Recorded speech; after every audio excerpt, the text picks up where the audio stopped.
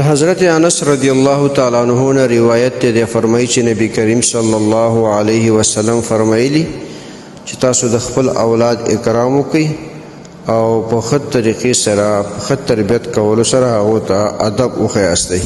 دې حدیث روایت ابن ماجه کړی دی.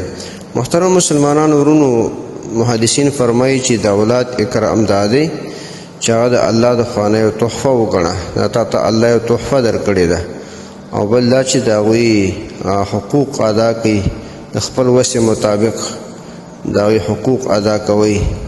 اکرام یې دغه دی چې د هغوی حق ادا کړي، تربیت یې وکړي، نان نفقه ورکوي چې ماشومان واړه وي، په مور پلار باندې د هغوی نان نفقه لازم وي.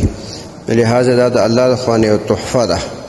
اکرام یې وکړي، ښه ادب ورته وښیاستئ، ښه طریقه ورته وښایئ، تعلیم وله ورکړئ، د نبی علیه الصلاة والسلام د طریقو نه خبر کړئ، سنت طریقې ورته زده کړئ، بد اخلاقۍ نه محفوظ وساتئ. دا د اولاد حقوق دي په پلار باندې چې پلار به خپل اولاد ته ښه ادب ښیي، ښه تربیت به ورکوي. دا د الله د خوا نه د دپاره تحفه ده، د دې به اکرام به کوي. اکرام یې همدغه دی چې د هغو د حقوق خیال ساتئ، د ادب خیال ساتئ، د تعلیم خیال یې وساتئ، په سمه لارې روان کړئ، غلطو کارونه یې بندوئ، با اخلاقه یې جوړ کړئ.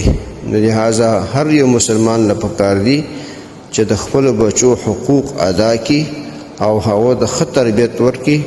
دا د بچو حق دی. کله کله داسې وي چې سړی خپل اولاد ته سمه لار نه ښیي، چې کله غټ شي بیا په غلطو لار روان وي، نو بیا پلار او مور ژاړي زما بچي داسې کارونه کوي.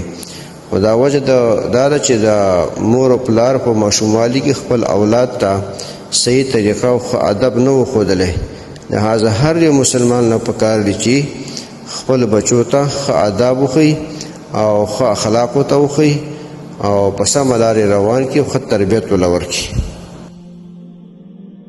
محترمو مسلمانانو ورونو، تاسو ته چې کوم روزانه د حدیث د مفهوم راځي، نو د مهربانۍ او د ثواب له مخې نورو مسلمانانو ته لیږدوئ او شیر کوئ. والسلام. د دیوبندي مسلک حنفي کاروان سټوډیو لخوا وړاندې کیږي.